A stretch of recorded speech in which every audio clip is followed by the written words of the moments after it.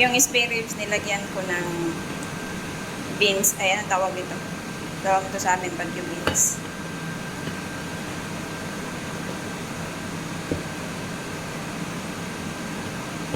Para-paraan.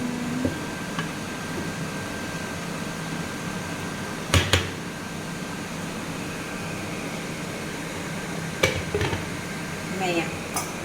Tapos, may malunggay ako dito.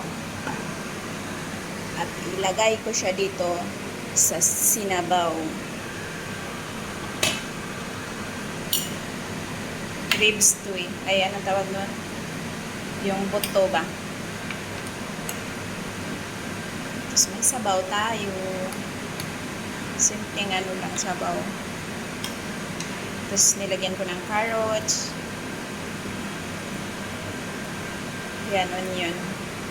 Tapos ilagay ko yung malunggay. Yan lang.